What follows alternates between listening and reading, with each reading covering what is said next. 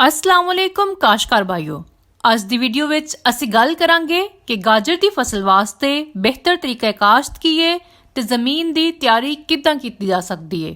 ਗਾਜਰ ਦੀ ਫਸਲ ਕਾਸ਼ਤ ਕਰਨ ਵਾਸਤੇ ਕਈ ਤਰੀਕੇ ਨੇ, ਲੇਕਿਨ ਅੱਜਕੱਲ ਜਿਹੜਾ ਸਭ ਤੋਂ ਬਹੁਤਾ ਤਰੀਕਾ ਰਿਵਾਜ ਪਾ ਰਿਹਾ ਹੈ ਉਹ ਇਹ ਹੈ ਕਿ ਜ਼ਮੀਨ ਦੀ ਚੰਗੀ ਤਰ੍ਹਾਂ ਤਿਆਰੀ ਕਰਕੇ ਵੱਟਾਂ ਬਣਾ ਲਈਆਂ ਜਾਣ ਤੇ ਵੱਟਾਂ ਤੇ ਹੱਥ ਦੇ ਨਾਲ ਬੀ ਦਾ ਘੇਰਾ ਕੱਢਦੇ ਜਾਓ ਤੇ ਇੱਕ ਬੰਦਾ ਪਿੱਛੋਂ ਉਂਗਲੀਆਂ ਦੇ ਨਾਲ ਬੀ ਤੇ ਮਿੱਟੀ ਚੜਾਉਂਦਾ ਜਾਵੇ।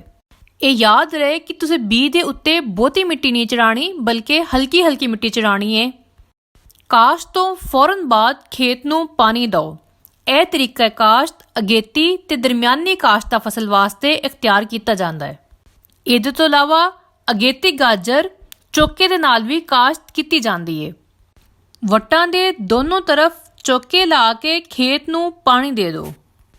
ਇਹ ਤਰੀਕਾ ਅਗੇਤੀ ਗਾਜਰ ਵਾਸਤੇ ਜ਼ਿਆਦਾ ਇਸਤੇਮਾਲ ਕੀਤਾ ਜਾਂਦਾ ਹੈ, ਜਦੋਂ ਕਿ ਸਭ ਤੋਂ ਆਸਾਨ ਤਰੀਕਾ ਇਹ ਹੈ ਕਿ ਖੇਤ ਨੂੰ ਚੰਗੀ ਤਰ੍ਹਾਂ ਤਿਆਰ ਕਰਕੇ ਤੁਸੀਂ ਬੀਜ ਦਾ ਛੱਟਾ ਦੇ ਦਿਓ ਤੇ ਇਹਦੇ ਤੋਂ ਬਾਅਦ ਟਰੈਕਟਰ ਦੇ ਨਾਲ ਹਲਕੀਆਂ ਹਲਕੀਆਂ ਵੱਟਾਂ ਬਣਾ ਦਿਓ ਤੇ ਵੱਟਾਂ ਬਣਾਉਣ ਤੋਂ ਬਾਅਦ ਖੇਤ ਨੂੰ ਪਾਣੀ ਲਾ ਦਿਓ।